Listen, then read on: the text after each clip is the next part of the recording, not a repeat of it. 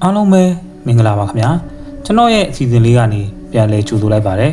်ဒီနေ့မှာစာရေးသူတာတီရဲ့မဖဲဝါနဲ့တစီမရားဆိုတဲ့ပရလောကဇလန်လေးကိုတင်ဆက်ပေးသွားမှာဖြစ်ပါတယ်ခင်ဗျာရွှေတောင်ဦးဖျားပွဲပြီးတာ3ရက်ပဲရှိသေးတာဗျထုံးစံတိုင်းပေါ့ဗျာဖျားပွဲလည်းပြီးရောကျုပ်တို့ကာလာသားတွေလည်းခြေပြစ်လက်ပြစ်ကိုဖြစ်ကြရတာပေါ့ဗျာကျုပ်ဆိုရင်ဖျားပွဲပြီးလို့ဖြတ်ဆရာရှိတာဖြတ်တိမ့်ဆရာရှိတာတိမ့်ပြီးရင်အိမ်ထဲကအိမ်မြင်မထွက်ပဲတပတ်လောက်ကိုအိမ်မှာနားနေတော့တာဗျရွှေတောင်ဦးဖျားပွဲကတပေါင်းလားပြည့်မှာပြီးတာလေဗျာဖျားပွဲပြီးသွားတဲ့အချိန်ကအပူပြင်းဆုံးအချိန်ပေါ့အဘနဲ့အမေကဖျားပွဲပြီးသွားတဲ့အချိန်မှာကျုပ်ကိုဟင်းကောင်းကြွေးကောင်းချက်ကျွေးနေကြဗျကျုပ်ကြိုက်တဲ့ဝတ်သားနဲ့ပုံရည်ကြီးချက်ပြီးတော့ခရမ်းရင်ဒီပန်ထွေးပြောကျုပ်တို့အညာသာခြံစည်းရိုးဟင်းလေးတစ်ခွက်ပေါ့ဗျာတာတီဆိုတဲ့ကျုပ်ကတော့ဟင်းကောင်းရင်3-4ပကံတော့အနည်းဆုံးပေါ့ဗျာထမင်းလဲစားပြီးချွေးပြက်ပြက်ကြတာဗျနေကလည်းပူတော့ကျုပ်စက်လိတ်ကလေးဆွဲပြီးတော့ဝိုင်းထဲကမကြီးပင်အောင်ရောက်လာတော့တာပေါ့ဗျာငကားသေးဘောလိတ်ကလေးကိုမင်းကြီးပြီးကိုယ့်အကူပဲဖွာတော့ဆက်ရတာပေါ့ဗျာစက်လိတ်ကလေး3-4ဘွားလောက်ဖွာသေးတယ်တာတီမျက်လုံးတွေဆင်းလာရောဗျာဝပူးချမ်းခေါင်းလေးမှာခေါင်းအောင်လိုက်တာနဲ့အိပ်ပျော်သွားတော့တာပဲဗျအိပ်ပျော်တာနဲ့အိမ်မက်တစ်ခုမှတ်တယ်မနဲ့ဝေလီဝေလွင်းအချိန်ကြီးဗျနေ့နေ့ကလည်းကြားလိုက်တာဗျကျုပ်ကလှဲလန်းချောင်းဝေးမှာလမ်းလျှောက်သွားနေတာဗျခေါင်းမှာလည်းဝါခမောက်လေးဆောင်လို့လက်ထဲမှာတော့ဒုတ်တူလေးတစ်ချောင်းနဲ့ပေါ့ဗျာဟဲ့နွားလှဲလန်းချောင်းတိုင်းလှဲမောင်းလာကြလို့ကျုပ်လှဲကြည့်လိုက်တယ်နေ့နေ့ပိတ်နေလို့လှဲကိုတော့မမြင်ရဘူးဗျဟဲ့နွားအော်တန်နဲ့တဖြည်းဖြည်းလှဲကကျုပ်ဘေးရောက်လာတယ်ကျုပ်လှဲကြည့်လိုက်တော့နွားဖြူကြီးနှစ်ကောင်ဗျဟောဒါကဘာထွေးထွန်းကြည်တို့အိမ်ကနွားတွေဗျကျုပ်ကလှဲဘုတ်ကိုလှမ်းကြည့်လိုက်တော့ဘာထွေးသမီးအမခင်စိန်ကြီးကလှဲပေါ်မှာအကြအနထိုင်လို့သူ့ဘေးမှာတော့တင်းတောင်တစ်လုံးရှိတယ်ဗျတင်းတောင်ကိုအမခင်စိန်ကြီးကဂျိုင်းကြမှာညှက်ပြီးဖိထားတယ်လှဲမောင်းတာကသူ့ယောက်ျားကိုသိမ်းမောင်ဗျဟက်တာဒီဘဲတော့အမခင်စိန်ကြီးကကျုပ်ကိုလှမ်းမိတယ်အမခင်စိန်ကြီးကကျုပ်ကိုလှုပ်ခင်တာဗျကြောက်ခဲရဲ့အမဝမ်းခွဲလီဘာထွေးထွန်းကြည်ကကြောက်ခဲရဲ့ဘာထွေးအမခင်စိန်ကြီးယောက်ျားကကျုပ်တို့ယောက်ကမဟုတ်ဘူးဗျထီးကလိုင်ကနာမည်ကကိုသိမ်းမောင်နဲ့လှုပ်ရိုးသားပြီးအလုပ်လဲလှုပ်ကြိုးသားတာဗျအမခင်စိန်ကြီးမေးတာကိုကျုပ်ကပြန်ဖြေလိုက်တယ်ဟိုဘက်ရောက်ကိုခဏသွားမလို့ဗျကိုသိမ်းမောင်ကတော့ကျုပ်ကိုပြုံးပြယုံပဲပြုံးပြသွားပြီးလဲကိုဂရုတစိုက်မောင်းနေတာဗျဟဲ့နွားဒီငဖြူကြီးကပိကက်ကက်နဲ့ကိုသိမ်းမောင်ရဲ့နွားငေါက်တန်ကဝေးသွားရောဗျလဲကလည်းနှင်းတော်ထဲမှာပျောက်သွားတယ်ကိုကြီးတာတေကျုပ်လန်နိုးသွားတယ်ခေါ်ရင်းအော်ရင်းနဲ့ဝိုင်းထဲကိုဝင်လာတာကြောက်ခဲဗျဒီကောင်ကိုမြင်တော့မှကျုပ်သတိရသွားတာဗျစောစောကအိမ်မက်ထဲမှာလှဲမောင်းသွားတဲ့ကြောက်ခဲရောက်ဖကိုသိမ်းမောင်ကရှိမှမရှိတော့တာသုံးသွားတာတစ်နှစ်တောင်ကြော်ပြီလေတေသွားတဲ့လူကိုအိမ်မက်တာမကောင်းဘူးလို့လူကြီးတွေပြောတယ်ကြုတ်ကြားဘူးလေဗျ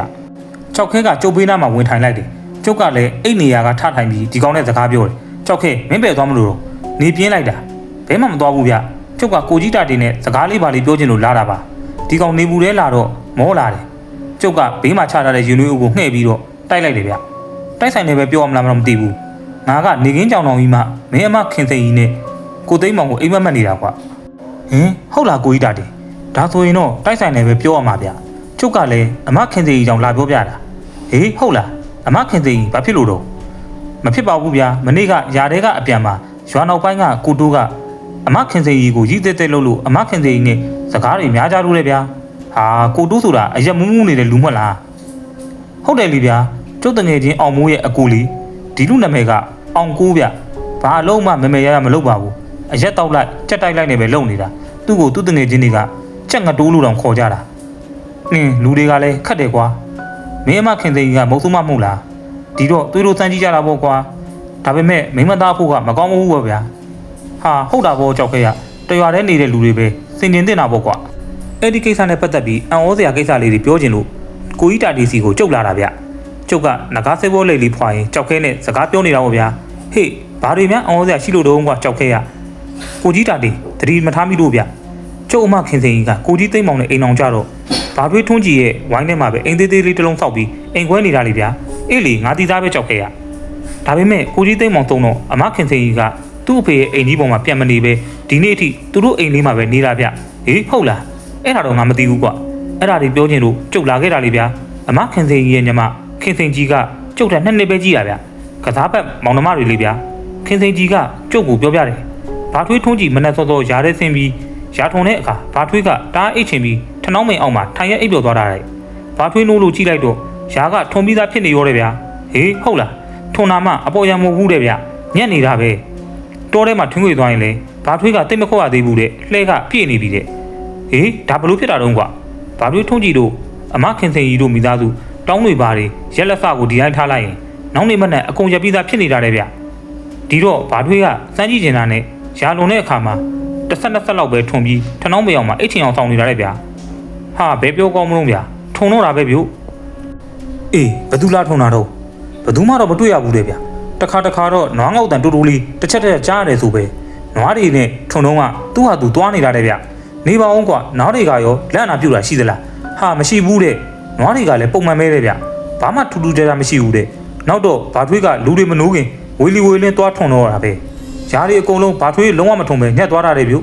ဟာထူးတာပဲကွာကြောက်ခဲ့ရနှမ်းနှုတ်ချိန်ကြတော့လေနှမ်းထောင်ဆောင်ဖို့မလိုဘူးတဲ့လူမပြောနဲ့ခွေးတော့မလာဘူးဆိုပဲနှမ်းပုတ်ချိန်ကြပြီဆိုရင်ညာကလေးကနှမ်းတွေပုတ်ထားတာတဲ့မနဲ့ဆိုရင်အပုံလိုက်အိတ်သွက်လိုက်ရုံပဲတဲ့ဗျာဒီအကြောင်းတွေရွာတွေကလူတွေမသိကြဘူးလားကွာဘာထွေးတို့ကအုပ်ထားရတာပေါ့ဗျာကျုပ်တောင်စိန်ကြီးပြောလို့သိရတာကျုပ်လည်းဒီအကြောင်းတွေကိုဘယ်သူမှမပြောပြဘူးဒါတွေဖြစ်နေတာတစ်နှစ်ကျော်လောက်ရှိပြီတဲ့ဗျမင်းကဒါတွေဘလို့ဖြစ်တယ်လို့ထင်လို့တော့ဟာဗျာကိုကြီးတာတွေကလည်းဘာကိုထင်စရာရှိသေးလို့တော့ဗျအဲ့ဒါကျုပ်ရုပ်ဖတ်ကြီးကိုသိမ်းမောင်တစ်စီလောက်ပေးနေတာပဲနေမှာပေါ့ဗျအမခင်သေးကြီးကရောသူ့ယောက်ျားလုံနေတာတွေမှသိရလားဟာဗျာကိုကြီးတာတွေကတခါတလေအတော်ကိုတုံးတာဗျအမခင်သေးကြီးကသူ့ယောက်ျားမရှိပေမဲ့အခုထက်ထိသူ့အိမ်ကြီးမှာပဲစက်နေတယ်ဆိုတာထဲ့မှမတွေးပဲကိုဟာဟုတ်သားပဲကြောက်ခဲ့ရငါအဲ့ဒါကိုထဲ့မတွေးမိဘူးကွာကျုပ်ကလည်းကြောက်ခဲပြောမယ်ဆိုလည်းပြောစရာပါဗျာတွေးရမယ့်အချက်ကိုကျုပ်ကမေ့ကိုမေ့တာဗျကျုပ်ကိုစိန်ကြီးမှပြောတယ်ဗ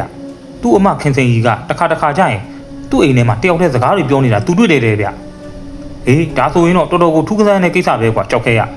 အဲ့ဒါကြောင့်ကိုကြီးတာတွေကိုကျုပ်ကဒီအကြောင်းကိုတိုးတိတ်ဒါပြောပြတာပေါ့ဗျာရွာတွေကလူတွေသိလို့လည်းမဖြစ်ဘူးကျုပ်ကငကားသေးဘောလိတ်ကလေးကိုဖွာရင်တွေးနေမိတာပေါ့ဗျာကိုကြီးတာတွေတစ်စိဆိုတာဒီလိုမျိုးရားတွေထွန်းတွေနှမ်းတွေနှုတ်နှမ်းတွေပတ်တောင်းတွေရက်တာလုံနိုင်လို့လားဗျ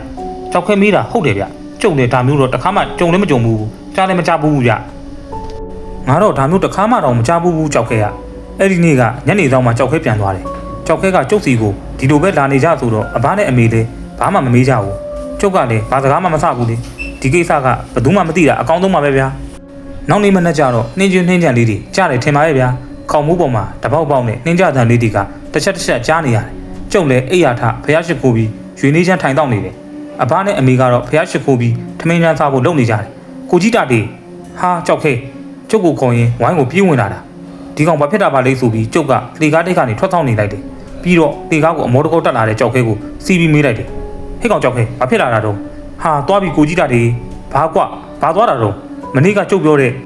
ရွာနောက်ပိုင်းကချက်ငတိုးဆိုတဲ့လူတော့တည်သွားပြီတဲ့ဗျဟေးဟုတ်လားဘာဖြစ်ပြီးတည်တာတော့ကွာကိုကြီးတာတေးတည်တယ်မလားအနောက်ပိုင်းကိုသွားတဲ့လမ်းကလမ်းဝတုံကတောင်ချမ်းမင်းကြီးလေဟာတည်တာပေါ့ကွာကြောက်ခဲရအဲ့ဒီတောင်ချမ်းမင်းကြီးရဲ့အောက်မှာဇက်ကြီးကျိုးပြီးတည်နေတာတဲ့ဗျမှောက်ကုံကြီးတဲနေတာဗျဟာဟုတ်လားမင်းသွားကြည့်ပြီးပြီလားကြည့်ပြီးပြီဗျကျုပ်အခုပဲအဲ့ဒီကလာတာကျုံနဲ့ကြောက်ခဲချက်ချင်းရောက်သွားကြတာပေါ့ဗျလူတွေမှအုံလို့ဗျဟုတ်ပါဗျာချက်ငတိုးဆိုတဲ့လူကတောင်ချမ်းမင်းအောက်မှာမှောက်ကုံကြီးလဲပြီးတည်နေတာဗျပစိုးကွက်ပြာကြီးကိုဝတ်ထားတယ်အပေါ်ပိုင်းကတော့ဖင်အင်းကြီးအဖြူထဲဝတ်ထားတာဗျကျုပ်သေးသေးချာကြည့်တယ်ဒီလူအရက်မူပြီးအမ်ဘတ်ဆိုတာများလားလို့ပေါ့အမ်ဘတ်ဆိုတာမဟုတ်ဘူးဗျခေါင်းကြီးကတော့တပတ်လေပြီးနောက်ကျောဘက်ကိုတော့မျက်နှာကြီးရောက်နေတာပြောဗျဇက်ကိုတစ်ချက်တည်းလိန်ထိုးထားတဲ့ပုံပဲတိုက်ဆန်နိုင်မဲဗျဗန်မွေးကုန်းကိုကိစ္စတစ်ခုနဲ့ရောက်လာတဲ့မြို့ကရဲတွေကိုတကြီးကသွားခေါ်ခိုင်းလို့ရဲတွေတောင်ရောက်လာကြပြီဗျရဲကတော့တိတိကျကျစစ်ဆေးပြီးတော့ဒါလူတက်မှုလို့ပြောတယ်ပြီးတော့ရွာတွေကလူတွေကိုစစ်ဆေးတော့တာပေါ့ဗျအထူးသဖြင့်တော့ချက်တိုးနဲ့တောက်ပေါ်တောက်ဖက်တက်တိုက်ပေါ်တက်တိုက်ဘက်တွေကိုစစ်တာပေါ့ဗျနည်းနည်းပပလောက်စစ်ဆေးပြီးတော့အလောင်းကိုမြို့တယ်သွားရတာပေါ့ဗျမြို့စည်းရုံကဆရာဝန်တွေနဲ့ဆက်ရအောင်ပါလေဆရာဝန်ရဲ့စေးစာရမှာပဲရဲကဆက်ပြီးစစ်ဆေးရမှာပေါ့ကျုံနဲ့ကြောက်ခဲအိမ်ပြန်လာပြီးမကြီးပင်အောင်မှာထိုင်ကြတယ်ဟက်တာလေချက်ငတိုးကလူတက်ခံရတာဆိုအမေကကျုပ်ကိုမေးတယ်ဟုတ်တယ်အမေလူတက်တဲ့ပုံပဲဗျဒီကောင်ငတိုးကတောက်လဲအားကြီးတောက်တာဗျသူ့ဟာသူချော်လဲပြီးဇက်ကျိုးသွားတာလားမှမသိတာအဲ့လိုမဖြစ်နိုင်ဘူးအမေကဇက်ကြီးကျိုးပြီးမျက်နှာကြီးကကြောကုန်းဘတ်တောင်ရောက်မလို့ဖြစ်နေတာဗျဟေးဟုတ်လားတတေးရဲ့နင်ပြောတာနဲ့ငါတောင်ကြောက်လိုက်တာအမေကြီးရတာတကယ်ကြောက်သွားတဲ့ပုံပဲဗျကိုကြီးတာလေကျုပ်တော့စိတ်ထဲမှာတိတ်မတင်ကြဘူးဗျကြောက်ခဲကတော်တော်ကိုလေးလေးနက်နက်တွေးပြီးပြောနေတာဗျအခုချိန်မှာဘာဆိုတာပြောလို့မရသေးဘူးကွအချိန်လေးကိုစောင့်ကြည့်ရအောင်ပါပဲရဲတွေလည်းကြံကတိုးကိုတတ်တဲ့လူသက်သမားကရဲရဲဆက်ဆက်တက်သွားတာဆိုတော့သူတို့လည်းမိအောင်ဖမ်းကြမှာပဲကွကျုပ်ပြောတော့ကြောက်ခဲကခေါင်းငိမ့်တယ်ဒါပေမဲ့9လ6လသာကြာသွားတယ်တရားခံကမပေါ်ဘူးဗျရွာထဲမှာလည်းဟိုလူခေါ်စစ်ဒီလူခေါ်စစ်နဲ့ကြံကတိုးနဲ့ပတ်သက်တဲ့လူဆိုတာတယောက်မှကိုမကြံတော့တာဗျနွေရာသီကုန်ပြီးမိုးရာသီရောက်မိုးရာသီကုန်လို့စောင်းရာသီတော့ပြန်ရောက်ပြီဗျအေးလိုက်တာဗျဒါပေမဲ့မီးတော့မလုံရသေးဘူးဗျကိုကြီးတာတေအဘာရောကျုပ်ရောထိုင်နေတဲ့တမန်းမိန်အောက်ကနေအတန်ကြားတဲ့ဘက်ကိုလှမ်းကြည့်လိုက်ကြတယ်ကြောက်ခဲဗျကျုပ်ကိုတွေ့သွားပြီးတန်းပြေးချလာတာဗျသူခမပဲကွန်းတွေကိုကိုယ့်ဘက်ပြီးရှောက်ပြေးလာရတာဆိုတော့ ကျုပ်တို့စီကိုအရောက်မှာတော်တော်ကိုမောနေပြီဗျကျုပ်လည်းရွှေနေချမ်းလေးတိုက်လိုက်တယ်၆ခဲဘာဖြစ်လာတာတော့ကွာအဘကလည်းစိုးရင်ကြီးကြည့်နေတယ်ဗျကိုကြီးတာတွေရွာမှာနောက်တစ်ယောက်တေးပြန်ပြီဗျဟေးဟုတ်လားကွာဘသူတော့ဘာဖြစ်တာတော့ကွာရွာတောင်မန်းက9000ဆိုတဲ့လူဗျကိုကြီးတောင်ဟုတ်လာ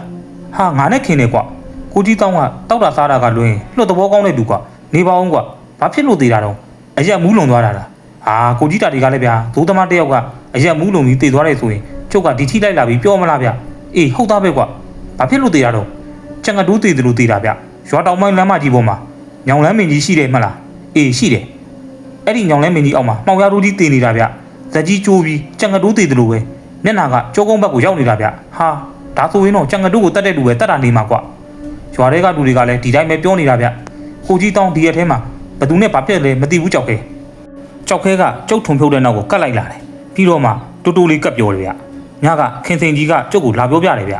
သူနဲ့သူ့အမခင်စိန်ကြီးဗန်မွေးကုန်းကအပြန်မိုးနဲ့ချုပ်သွားတယ်တဲ့အဲ့ဒါဇုံငတောင်းနဲ့လမ်းမှာတွေ့ပြီးအမခင်စိန်ကြီးကိုဇုံငတောင်းကဆွဲလာရနာလှုပ်လို့အမခင်စိန်ကြီးကပါရိုက်ထုတ်လိုက်တယ်ဗျဟေးကိုကြီးတောင်းကဘလို့ဖြစ်သွားတာတော့ကွာအဲ့ဒါခင်စိန်ကြီးကကျုပ်ကိုစက်ပြောပြတယ်ဗျအမခင်စိန်ကြီးကပါရိုက်တော့ဇုံငတောင်းကဘာမှပြတ်မလို့ပဲပြောတယ်ဗျရိုက်ပါခင်စိန်ကြီးရေနင့်ကိုထီးကလိုင်သားတိမ်မောင်မကြိုက်ခင်ကလေးကငါကကြိုက်ခဲ့တာပါငါမပြောရဲလို့မပြောခဲ့ရတာပါလို့ပြောရင်ကြံရစ်ခဲ့တယ်ဗျဟေးဟုတ်လားနေအောင်ဗျခင်စိန်ကြီးကကျုပ်ကိုဆက်ပြောသေးတယ်သူ့မခင်စိန်ကြီးကလမ်းမှာပြောလာတယ်ဆိုပဲဒီမတာတော့ကိုသိမ်းမောင်တတ်တော့မှာပဲလေဗျဟေးအဲ့ဒီလိုပြောသလားမင်းကိုခင်စိန်ကြီးကဒီတိုင်းပြောတာအမှန်ပဲလားကြောက်ခဲ့ဟာကိုကြီးတာတွေကကျုပ်ကကိုကြီးတာတွေကိုဘယ်တော့မှမဟုတ်တာတွေပြောခဲ့ဘူးလို့တော့လဲပေါ်မှာအဘပါလာတော့ကျုပ်တို့ဒီအကြောင်းကိုမပြောပဲလူသက်သမားပဲအကြောင်းပဲပြောကြတော့ဗောဗျာလူကလေးအဘစိတ်ထင်ပြောရရင်တော့ဒီလူသက်သမားဟာထောင်ထောင်မောင်းမောင်းဗလာကောင်းကောင်းပဲဖြစ်ရမယ်ကွာအခုတည်တဲ့ငတောင်ရောကြက်ငတိုးရောနှစ်ကောင်လုံးကလူဖလန်လေးမှမဟုတ်တာနှစ်ယောက်လုံးအရက်ရှိရှိတွေပဲကွာဒီကောင်တွေကိုလေဘင်းနေချိုးပြီးတတ်ဖို့ဆိုတာသူတို့ထက်အရက်ပုံမြင်ပြီးဗလာတော်တော်ကောင်းမှဖြစ်မှာကွာကျုံနဲ့ကြောက်ခဲလေအဘနဲ့အလိုက်ထိုက်ပြောပြီးပြန်လာကြတာပေါ့ဗျာဘုံညံပြောသလိုဗလာကောင်းကောင်းထောင်ထောင်မောင်းမောင်းဆိုတာဘသူရှိနိုင်လဲအဖိုးရဲ့ဟိုရွာနောက်ပိုင်းကစီယိုကတ်ဆောက်ထားတဲ့အိမ်တန်းကတောင်တွေထဲမှာအဲ့လိုကောင်မျိုးတွေရှိရကွာကြောက်ခဲကအဘပြောတာကိုပြန်ပြောတယ်ချန်ကတူးတေတုံးကလည်းအဲ့ဒီအစုကလူတွေကိုဖိစစ်တာပဲအဖိုးရဒါပေမဲ့မဟုတ်ဘူးနေအောင်ကကြောက်ခဲရတကြီးကမြို့ကိုအကြောင်းကြားလိုက်ပြီလားတကြီးတပိကြောက်လုံးကတော့မြင်းတတိနဲ့အစိုးရထွက်သွားတာပဲဗျာ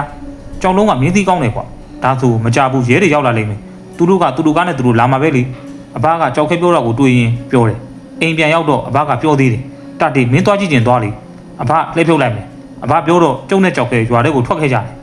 အိုးလူတွေအုံနေတာပဲမြို့ညောင်လန်းမင်းကြီးအောက်ကိုကျုပ်ကြည့်လိုက်တာဟုတ်တာပေါ့ဗျာကိုကြီးတောင်းမောက်ခုံကြီးတေးနေတာဗျလူကသာမောက်ခုံကြီးဇက်ကြီးကကြိုးပြီးလိမ့်နေတာမျက်နာကကြောဘက်ကိုရောက်လို့ဗျာမျက်လုံးကြီးတွေလည်းဖြူထွက်နေလိုက်တာကြောက်စရာကြီးဗသက်ကြီးကလည်းဟာလို့ကိုကြီးတောင်းမသေးခင်ကလေဘင်းကိုအညစ်ခံရတဲ့ပုံပဲဗျမရှိမဆန့်ဝေဒနာခံစားခဲ့ရတဲ့ပုံမျိုးပြီးတော့မှလေဘင်းကိုတစ်ချက်တည်းလိန်ချိုးလိုက်ပုံရတယ်ကျုံနဲ့ကြောက်ခဲပြန်လာပြီးတော့မကြီးပင်ကြီးအောက်မှာထိုင်နေကြတယ်ကျုပ်ကတကားစိတ်ဘောလိတ်ကလေးကိုဖွာရင်စဉ်းစားနေတာကြောက်ခဲကျုပ်ကိုပြောတဲ့ကိစ္စကိုကျုပ်စဉ်းစားရပြီပေါ့ဗျာဒါပေမဲ့ဒီလိုကိစ္စမျိုးဟာအင်မတန်ဖြစ်ခဲနိုင်တဲ့ကိစ္စမဟုတ်လားဗျအမခင်သိန်းကြီးယောက်ျားကိုသိန်းမောင်ကသူမိမကိုဆွဲလန်းလို့တစီဖြစ်နေတယ်ပဲထားအောင်တစီတကောင်ကရာထွန်တာတို့နှမ်းနှုတ်တာတို့နှမ်းပုတ်တာတို့တောင်းရက်တာချိုးချစ်တာတို့လုံနိုင်မှာမလားဗျကျုပ်စဉ်းစားလိုက်တယ်ဘာလို့ရမလဲဆိုတာကိုကျုပ်တွေးမိပြီဗျကြောက်ခဲဘာထွေးထွန်းကြီးတို့ဝိုင်းနဲ့ကက်လက်ရဝိုင်းကဘသူ့ဝိုင်းတော့ကွာမြောက်ဘက်ဝိုင်းကဦးချက်ကြီးတို့ဝိုင်းလေဗျတောင်ဘက်ဝိုင်းကတမ်မဏီတို့ဝိုင်းဟေးဟုတ်လားတမ်မဏီတို့ဝိုင်းလားဒါပေမဲ့ကြောက်ခဲရတမ်မဏီတို့ဘိုင်းကတောင်ဘက်ကဆိုတော့ဘာထွေးထွန်းကြီးတို့အိမ်ကြီးကိုပဲမြင်ရမှာကွာဦးချက်ကြီးတို့ဝိုင်းကမှကိုသိန်းမောင်တို့အမခင်စိန်ကြီးတို့အိမ်ကလေးနဲ့နီးမှာပေါ့ဒါတော့ဟုတ်တယ်လေဗျာကဲဒီလိုလုပ်ကွာငါလေးလေးချက်ကြီးကိုအကျိုးအကြောင်းပြောပြထားမယ်မင်းည7:00 နာရီထိုးရင်ငါစီလာခဲ့ဒီအကြောင်းကိုလူသိခံလို့မဖြစ်ဘူးတော့ကြောက်ခဲကျုပ်သိတယ်ကိုကြီးတာတယ်ညကြတော့ကြောက်ခဲရောက်လာတယ်ကျုပ်ကမျက်ကွင်းစေးကွင်းပြီးစောင့်နေတာဗျကျုပ်တို့လေးလေးချက်ကြီးတို့ဝိုင်းကိုရောက်တော့ဝိုင်းတကားကိုမပိတ်ပဲလေးလေးချက်ကြီးကဖွင့်ပေးထားတယ်ကျုပ်နဲ့ကြောက်ခဲဝိုင်းထဲကိုလှစ်ခနဲဝင်ပြီးဝိုင်းရဲ့တောင်ဘက်စီကိုကက်ရက်နေရရှာလိုက်တယ်တရက်ပင်ပူလေးအောက်မှာမှောင်နေတော့ကျုပ်တို့အဲ့ဒီရောက်ကိုဝင်ကတ်လိုက်တယ်ဗျပြီးတော့မှခြံစည်းရိုးပေါက်ကနေဘာထွေးထွန်းကြီးတို့အိမ်ကိုချောင်းကြည့်ကြတယ်ကြောက်ခဲကတော့ကြည်တာပဲရှိတာပေါ့ဗျာဘာမြင်မှာတော့ကျုပ်လည်းဘာမှမမြင်သေးဘူးဗျညတကောင်ကြောက်တော့ကြတော့အမခင်စိန်ကြီးတို့အိမ်ထဲကလူတစ်ယောက်ထွက်လာတယ်ဟာကိုသိန်းမောင်ကြီးဗျာခါတိုင်းလိုပဲအဝတ်စားတတ်တရရနဲ့ပေါ့ဟောဝိုင်းနဲ့ဆင်းလာပြီဟိုကြီးဒီကြီးလုံနေတယ်ကျုပ်တောင်လန့်ပြီးနောက်ကိုကွဲလိုက်မိတယ်ပြီးမှပြန်ကြည့်လိုက်မိတယ်ကိုသိန်းမောင်ကြီးနှမ်းအိတ်တွေကိုထပ်နေတာဗျပြင်းတွေကိုလည်းတိတိကျကျခင်းနေတာပြီးတော့မှ ထိုင်ချလိုက်ပြီးသကောတစ်ချက်ကိုစပြီးတော့ရက်နေတာအဲ့ဒီလူကဖိုးတုံးကလေးကသကောရက်တာတိတ်ကောင်းတာဗျဟောအိမ်တကားပွင့်လာပြန်ပြီအမခင်စိန်အိမ်ထဲကထွက်လာတာပြုတ်ကိုသိန်းမောင်ကြီးစီကိုတန်းသွားတာဗျဟောကိုသိန်းမောင်ကြီးဘေးမှာဝင်ထိုင်ပြီးတော့စကားကူရက်ပေးနေတာဗျလင်မယားနှစ်ယောက်စကားတပြောပြောနဲ့အလုံးလုံးနေကြတာဗျဒါပေမဲ့စကားကတော့ခတူးတူးပြောနေကြတာဗျကျုပ်မကြားရဘူးကြောက်ခဲကကျုပ်ကိုလက်ကုပ်ပြီးမေးကြည့်တယ်ကျုပ်လည်းခေါင်းပြန်နှိမ့်ပြလိုက်တယ်တနားရီလောက်ကြာတော့သကောရက်တာပြီးသွားပြီဗျလင်မယားနှစ်ယောက်အတူတူထလာပြီးအင်္ဂလိပ်စီကိုပြန်လာပြီးပြုတ်ကိုသိန်းမောင်ကအမခင်သိန်းကြီးပကုံးလေးကိုဖတ်လိုက်လို့ဗျသူတို့နှစ်ယောက်အိမ်မော်ကိုတက်သွားကြတော့မှကျုပ်နဲ့ကြောက်ခဲလည်းပြန်လာကြတယ်လေးလေးချက်ကြီးတို့ဝိုင်းတကားကိုလည်းကျုပ်တို့တေးသေးချာချာပိတ်ပေးလိုက်တယ်ဘလို့တော့ကိုကြီးတာတယ်မြင်လားဗျငါမြင်နေကြောက်ခဲကိုကြီးသိန်းမောင်ကကျွတ်မမကျွတ်ပဲကိုဒါပေမဲ့သူကတခြားတစ်စီလိုမဟုတ်ဘူးကွာ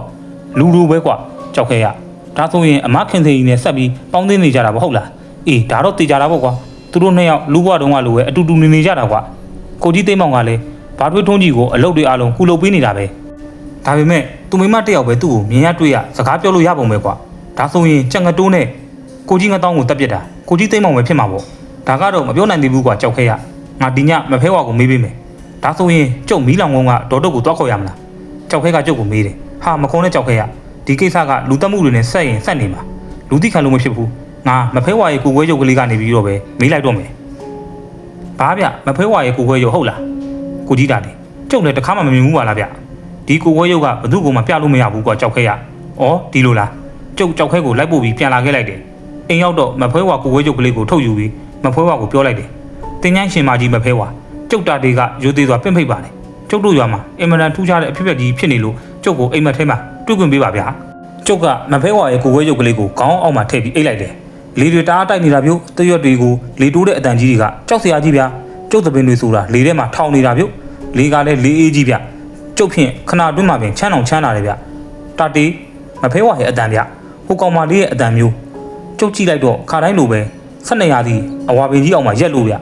မဖဲဝါကကျုပ်လက်မှာဆိုလို့ကျုပ်နဲ့ရွယ်တူလောက်ခါတိုင်းတူနေရကောင်မလေးပုံဖန်ဆင်းပေးထားတယ်သူ့ရဲ့သပင်မှာ12ရာသီပန်းအဝါလေးတစ်ပွင့်ကိုပန်ထားတယ်ထူးဆန်းတာကတော့လေတွေတဝေါတိုက်နေတာပြုတ်မဖဲဝါကကျုပ်တို့ရွာမှာထူးဆန်းတဲ့အဖြစ်အပျက်တစ်ခုဖြစ်နေလို့ဗျကျုပ်တို့ရွာကအမခင်စိန်ရဲ့ယောက်ျားကိုသိန်းမောင်ဆိုတာတေးတာတစ်နှစ်လောက်ရှိပြီဒါပေမဲ့ကိုသိန်းမောင်ကလူလိုပဲသွားလာပြီးသူမိမနဲ့အိမ်မှာဆက်နေထိုင်ပေါင်းသင်းနေတာဗျရားထုံနဲ့တောင်သူလုပ်တယ်ကျုပ်ကိုယ်တိုင်တွေ့တာဗျမဖဲဝါရဲ့တတေးသိန်းမောင်တစ်စီဖြစ်နေတာနင်တို့မသိကြလို့တစ်စီဆိုတာမျိုးစုံရှိတယ်သူကလူဘွားကပြုတ်ခဲ့တဲ့ကုသိုလ်ကောင်းမှုတစ်ခုကြောင့်သူ့မှာတိတ်ထိတွေရနေတာဟဲ့တချို့တစ်စီတွေဆိုရင်ဗိမ္မာန်မှာတော့နေနိုင်တယ်မသိရင်နတ်လို့တော့ထင်နိုင်တယ်တတေးသူ့မှာတိတ်ထိအစွမ်းတွေရှိနေရင်လူနဲ့ပေါင်းသိနေထိုင်ုံသာမကသားသမီးပါမွေးလို့ရတယ်တဲ့ဗျာကျုပ်မဖဲဝါပြောတာကိုအံ့ဩလိုက်တာဗျာကျုပ်မှကြားမှမကြားဘူးလားဒါပေမဲ့သိန်းမောင်ကလူနှစ်ယောက်တတ်လိုက်ပြီသူ့ကိုကြွအောင်လုပ်ပေးလိုက်တတေးကြားလာရင်သူ့မှာအကုသိုလ်တွေများထက်များလာလိမ့်မယ်အခုလိုတစ်စီဘဝကနေဘာမှမသိတော့တဲ့တစ်စီအရင်ကြီးဖြစ်သွားလိမ့်မယ်အဲ့ဒီအချိန်ကျရင်နင်တို့ရွာဒီထက်ဒုက္ခရောက်လိမ့်မယ်အဲ့ဒီအခါကျရင်လောက်ရတာလည်းခက်လာလိမ့်မယ်အခုနေလုံရင်ရပါသေးတယ်သူမိမကိုနားချခိုင်းပါဒါဆိုရင်ကြံငတိုးနဲ့ကိုပါတောင်းကိုတတ်တာတစ်စီကိုသိန်းမောင်ကိုဟုတ်လားမဖဲဝါဟုတ်တယ်တာတေးသိန်းမောင်တတ်တာသူမိမကိုဆွဲပြီးဖြစ်နေတဲ့အကောင်မှုလို့သူမိမကိုလာထိတဲ့အကောင်တိုင်းကိုတတ်နေမှာပဲကျုပ်တော်တော်ကိုစိတ်ညစ်သွားတယ်ပြုလူတိုင်းကအမခင်စိန်ကြီးကိုမုတ်ဆိုးမလို့ပဲတိထားကြတာအမခင်စိန်ကြီးကလှလဲလှတော့လိုချင်ကြမှာပဲလေသူ့ယောက်ျားနဲ့ပေါင်းသင်းနေသေးဆိုပေမဲ့ဘသူကတိမှာတော့ဗျဟဲ့တာတေးထားတော့လေနင့်အကောင်ကြောက်ခဲတောင်ရောက်နေပြီအမေကကျုပ်ကိုလှုံနိုးလို့ကျုံနိုးသွားတာပြုဟင်ကြောက်ခဲရောက်နေတာလားမေအေးရောက်နေလို့ငါထမင်းညမ်းအောင်ကျွေးထားတယ်မနေ့ကချက်ထားတဲ့ဆက်သားတွေရှိတာနဲ့ကြောက်ခဲကိုငါထမင်းကျွေးနေတာနေလဲထားတော့လေမျက်နှာတစ်ခါတည်းတစ်ပြီးထမင်းညမ်းစားတာပေါ့အဘရောနင်းအဘရာထဲဆင်းသွားပြီလေနေမလာခင်းနေတဲ့မှားသွားတယ်ကျုပ်ထမင်းစားကြဖို့လို့တော့ကြောက်ခဲကဝါတော်ဝါနေပြီကျုပ်ထမင်းစားရင်လည်းပဲဒီကောင်နဲ့စကားပြောရတာပေါ့ဗျာကိုကြီးတာတယ်ဘလို့တော့များသိပြီလားသိပြီကြောက်ခဲကြီးငါသိခဲ့ပြီဟိုလူနှစ်ယောက်ကိုဘသူတက်တာလဲကိုသိန်းမောင်တစ်စီတက်တာတဲ့ကွာဒီအကြောင်းကိုမင်းနဲ့ငါနဲ့နှစ်ယောက်ပဲသိတာကြောက်ခဲဘသူမှမသိသေးနဲ့ကြားလားတန်မဏိတောင်မသိသေးနဲ့ကွာဟာစိတ်ချပါကိုကြီးတာတွေကအမခင်စိန်ကြီးကကျုပ်မှဝမ်းခွဲလေဗျာကိုသိန်းမောင်ကကျုပ်ရောက်ပါပဲဟာကျုပ်ရောက်ပါတစ်စိဖြစ်ပြီးလူနှစ်ယောက်ကိုရဲရဲဆက်ဆက်ပစ်တဲ့ကိစ္စဘယ်ပြောရဲပါမလဲကိုကြီးတာတွေကအေးဟုတ်တယ်အဲ့ဒါကိုငါပြောတာငါအမခင်စိန်ကြီးနဲ့တွေ့ပြီးစီစဉ်ရရှိတာစီစဉ်ရမယ်ကွာကျုပ်ကအမခင်စိန်ကြီးနဲ့တွားတွေ့တယ်ဘာထွေးထွန်းကြီးရောပေါ့ဗျာဘာထွေးထွန်းကြီးရဲ့မိန်းမစိန်ပုလည်းရှိနေတယ်ကျုပ်ကအကျိုးအကြောင်းတွေအားလုံးပြောပြတယ်ဘာထွေးထွန်းကြီးတို့အိမ်မှာပြောပြတာပေါ့ဗျာအမခင်စိန်ကြီးတို့အိမ်မှာပြောတာမဟုတ်ဘူးကိုသိန်းမောင်လူနှစ်ယောက်တတ်လိုက်တဲ့ကိစ္စရောနောင်လေအမခင်စိန်ကြီးကိုလာပြီးပတ်သက်တဲ့သူတိုင်းကိုသူ့တက်မှာဆိုတာကိုရောပေါ့ဗျာဒီတော့ကိုကြီးသိန်းမောင်ကို ကျွတ်လုံအောင်လုပ်ပေးဖို့ကိစ္စကျုပ်ကပြောပြတယ်အမခင်သိန်းကြီးကငိုတော့တာပေါ့ဗျာအမခင်သိန်းကြီးရဲ့ရှိုက်ကြီးတင်ငင်ငိုတဲ့အတန်ကိုကြားတော့ကိုကြီးသိန်းမောင်တစီကသူတို့အင်္ဂလိပ်တွေကပြေးထွက်လာတယ်ကျုပ်ကမျက်ကွင်းဆွေးကင်းလာတော့မြင်နေရတာပေါ့ဗျာကိုသိန်းမောင်တစီကဘာတွေထွန်းကြီးတို့အင်ကြီးဘုံကိုမတက်ဘူးဗျအင်းရှိကပဲရက်ပြီးနားထောင်နေတာသူကြားတာပေါ့ဗျာအိမ်ပေါ်မှာကျုပ်တို့ပြောဆိုနေတာတွေကိုသူအိမ်ရှိကကြားနေရတာပေါ့သမီးခင်သိန်းကြီးတာတီလာပြောတာဟုတ်လားသမီးနဲ့သိန်းမောင်တယောက်နဲ့တယောက်ဘယ်လောက်ချက်ကြလဲဆိုတာအဖေတို့သိပါတယ်သမီးရဲ့အခုတာတီလာပြီးရှင်းပြတော့မှပဲအဖေတို့လည်းသဘောပေါက်တာသမီးရဲ့တစီတွေဆိုတာကလည်းကံပေါ်မှာမူတည်ပြီးအစင်တန်းကွဲပြားကြတာပေါ့လေတချို့တစီတွေကအကုသိုလ်ကံကြီးမားလို့ရုပ်ရည်ယူပကာကလည်းလူမကြည်ရလောက်အောင်စိုးဝါနေကြတာအစားတော့ကလည်းတနေကုန်လို့ထမင်းလုံးတစီတူရှာမရတဲ့တစီတွေရှိတဲ့တမတ်သိန်းမောင်ကတော့တစီဖြစ်တာတော့တိတ်ထိရှိတော့လူလိုပြန်ပြီးနေနိုင်တယ်ဒါပေမဲ့သမီးခင်သိန်းကြီးဘဝချင်းကခြားသွားပြီးသမီးရဲ့တာတီပြောပြတာတွေအဖေသဘောပေါက်တယ်ကြာလာရင်မောင်သိန်းမောင်မှာသမီးနဲ့ပတ်သက်ပြီးအကုသိုလ်ကံတွေများလာလိမ့်မယ်သမီးအဲ့ဒီအခါကျရင်သူဒီလိုနေနိုင်မှာမဟုတ်တော့ပဲပုံသူပန်းသူဘဝကြီးဖြစ်သွားလိမ့်မယ်သမီးရဲ့ဒီတော့မောင်သိန်းမောင်ကိုကျွတ်လွတ်အောင်လုပ်ပေးလိုက်ပါတော့ကွယ်အမခင်သိန်းကြီးကရှိုက်ကြီးတင်ငင်ငိုပြန်ပြီကျုပ်လည်းမျက်ရည်တော့ပြီးပေါ့ဗျာဘာထွေးထွန်းကြီးတို့လည်းမရလဲမျက်ရည်တွေကြားရတာပေါ့ကျုပ်ကိုသိန်းမောင်တစိကိုလှန့်ကြည့်တော့လက်သီးကြီးသုတ်ပြီးအန်ကြီးကျိတ်ငိုနေတာဗျနောက်တော့အမခင်သိန်းကြီးရောကိုကြီးသိန်းမောင်ရောစိတ်လျှော့လိုက်ကြတဲ့ပုံပဲပြူကိုကြီးသိန်းမောင်ကျွတ်လွတ်ဖို့စီစဉ်ပါတော့လို့ပြောပြီးသူတို့အင်္ဂလိပ်တွေကိုဝင်သွားကြတယ်လင်မယားနှစ်ယောက်ငိုနေကြမှာပေါ့ဗျာကျုပ်နဲ့ဘာထွေးတို့တိုင်ပင်ပြီးကျုပ်ဆရာတော်ဦးကုန်းသားကိုပင့်တယ်ဆရာတော်ကိုအလူဒါနပြုတယ်အိန္ဒိနာချင်းတွေကိုလည်းကိုသိန်းမောင်နှစ်ပတ်လဲဆိုပြီးထမင်းကောင်းဟင်းကောင်းတွေကျွေးမွေးလှူဒန်းတယ်ကျုပ်ကမျက်ကွင်းဆွေးကွင်းပြီးကြည့်နေတာဆရာတော်ဟောတဲ့တရားကိုသိန်းမောင်တစီကကောင်းကောင်းကိုနားနေတာဗျတရားဆုံးတော့ရေသက်ခွက်ကိုအမခင်သိန်းကြီးကကင်တယ်ကိုသိန်းမောင်ကလည်းကင်တယ်ရေသက်ချပြီးလို့အာလုံးတာရုခေါ်တဲ့အချိန်မှာကိုသိန်းမောင်လည်းတာရုခေါ်တယ်ဟောပျောက်သွားပြီဗျကိုကြီးသိန်းမောင်တစီဖြတ်ခနဲ့သူပျောက်သွားတာဗျဘဝတစ်ခုရဲ့အစကိုပြောင်းသွားပြီးနေမှာပေါ့ဗျာတတီနင့်ကိုဘလို့လဲအမခင်သိန်းကြီးကမျက်ရည်တွေနဲ့ကျုပ်ကိုလှမ်းမိတယ်ဆရာတော်ပါဝင်အားလုံးကျုပ်ကိုလှမ်းကြည့်ကြတော့ဗျာကျုပ်ကခေါင်းချင်းပြလိုက်တယ်ကိုကြီးသိန်းမောင်ကျွတ်သွားပါပြီဗျာအဆုံးထိနားဆင်ပေးလို့အားလုံးကိုကျေးဇူးတင်ပါတယ်ခင်ဗျာကျွန်တော်ရဲ့ channel လေးကိုလည်း like and subscribe လုပ်သွားပေးဖို့တောင်းဆိုလိုက်ရပါတယ်